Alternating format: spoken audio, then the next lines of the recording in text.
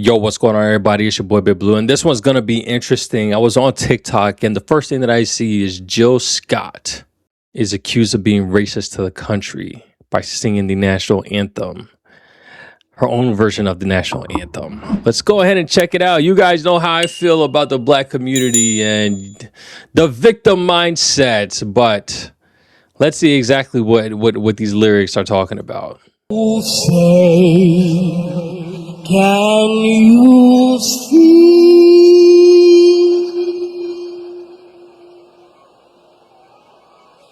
by the blood in the streets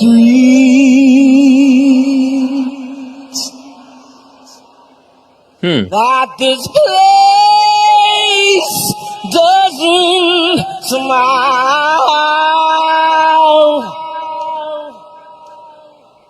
on you, colored child?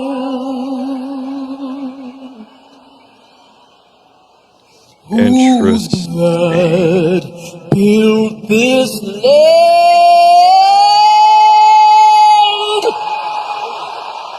Of course, I got the crowd riled up. With sweat and bare hands,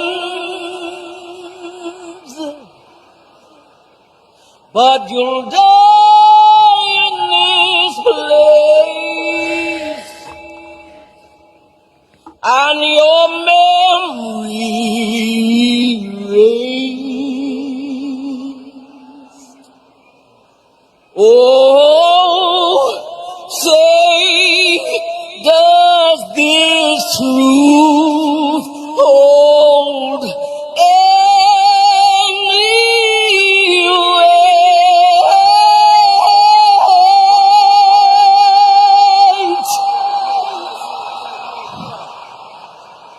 This is not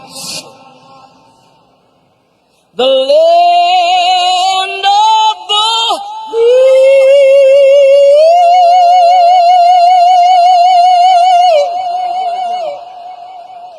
but the home of the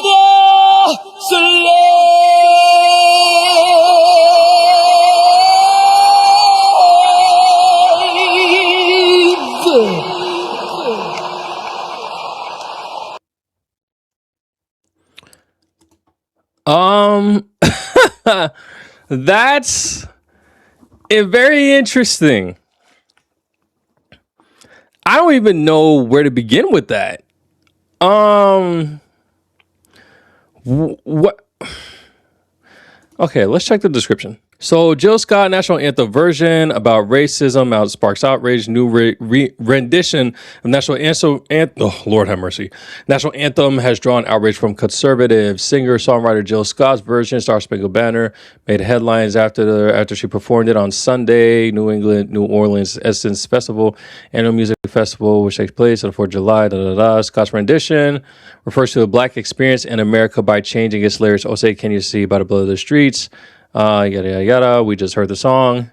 But while some commend Scott for her take on the song, others were angered by her decision to use the anthem to express critical view of America.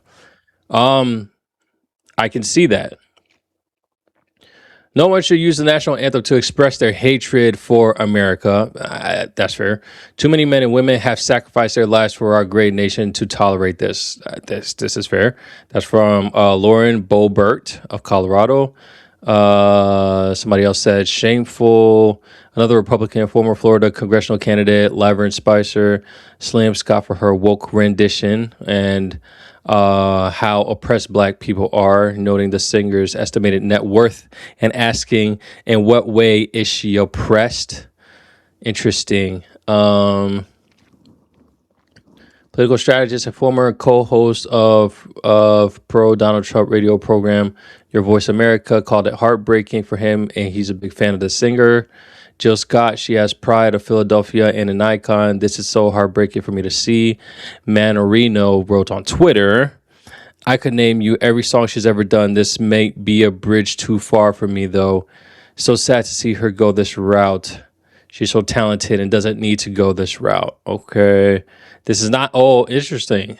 This is not the first time Scott has performed this version of the anthem, but Sunday marked her highest profile performance of the song. She's performed it while touring this year, and on Sunday, she revealed that she wrote the lyrics 32 years ago when she was a teenager living in North Philadelphia.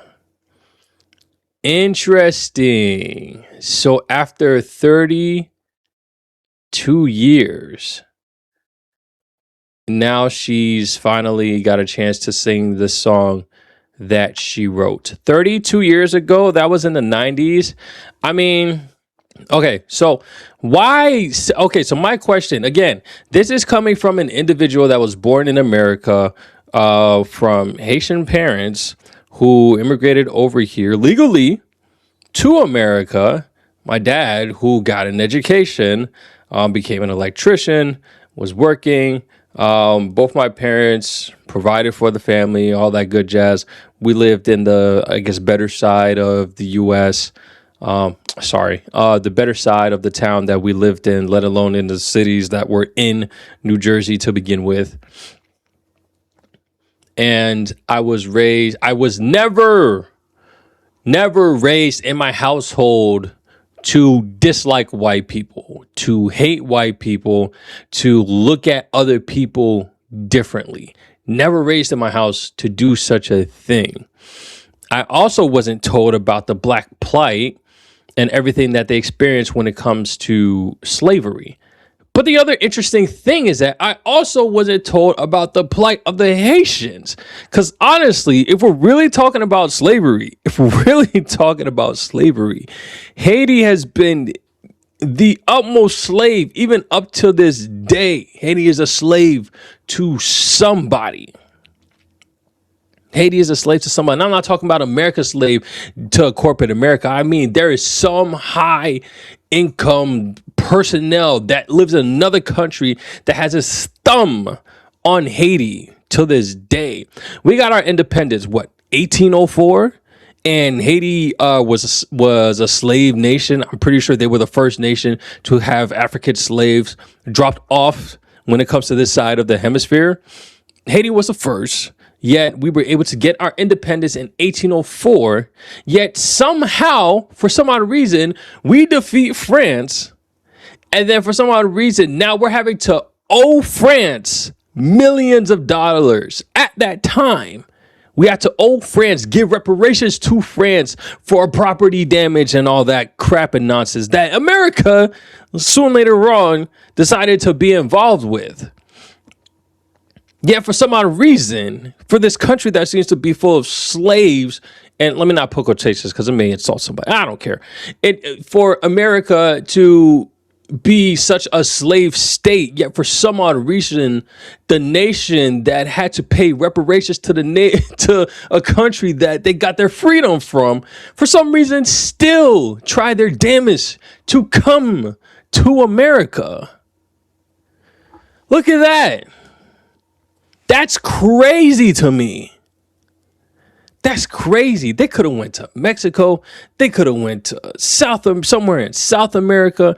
They could have went to Dominican. Dominicans hate the Haitians for some odd reason. But they choose, just like all these other countries, to come to America. So yes, I understand there's a plight with the African Americans when it comes to slavery. But again, my stance still stands that this is something of the past. That America continues to change time after time after time, year after year. It's changing to the point where now we practically have socialism that's practically trying to take over the country. And it's nuts. But I refuse to sit here and applaud that. Was it art? Yeah, I mean, there's plenty of artists that that's had this type of rhetoric. Even one of the artists that I love listening to, back when I was in college, Lupe Fiasco. He talks a lot about the plight of the black people and how the government affected this and all this and the third. That's absolutely fine. That part, yeah, artsy, great. But the national anthem is supposed to bring the country together. What I'm seeing now is Jill Scott creating or harboring division in this country that is still at this day dealing with heavy division. Now it's continued division over what is progressively becoming better from my standpoint. Now, people are going to say, well, what about the systemic racism and, everything that's causing the black man to stay down and black men can't get up? Bro, there's so many black people that are doing well, and they'll tell you it's not because some white person decided to pick you. Let's go ahead and get inside and you can work inside. No, they did it from the bootstraps of their feet and they worked for it. All of them will tell you, and the reason they don't want to come back, it's literally just like that movie ATL with T.I. and I forget the other actor's name, but it was his homeboy, both of them living in the hood, and then the homeboy, he managed to get hooked up with Nunu's dad, who happened to be a wealthy black man, and he's trying to get out the hood. Everybody that may be African American, they're trying to get out the hood. They want to get out the hood. That is not somewhere where they want to be. And that's not somewhere where they want to raise their kids. So they do what they can.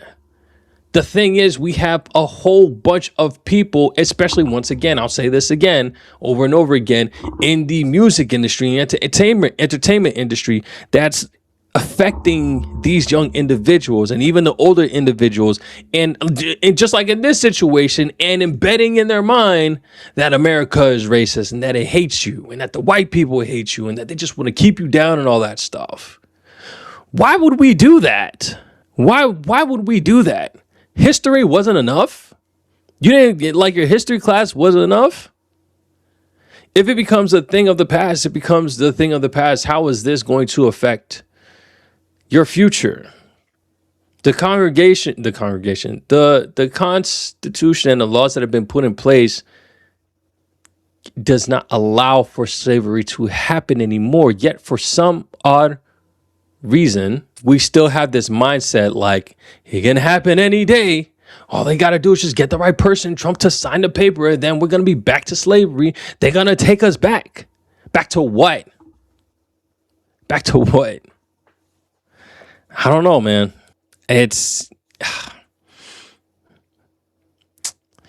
Yeah, that's,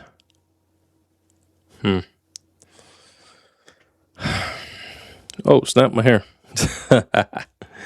But I don't know. It was interesting. I didn't see that coming at all, yet here we are. I mean, it is what it is. She spoke her piece. A lot of people liked it, as I expect from the black community. I just need them to open their eyes and realize that all this hate that they think is going on, it's not going on. So they need to stop living in this victim mindhood and go do something with their lives. The same way how my family, the Haitians that came over to this country, unlike the immigrants that are coming into this country now, that was given government assistance to kind of start off.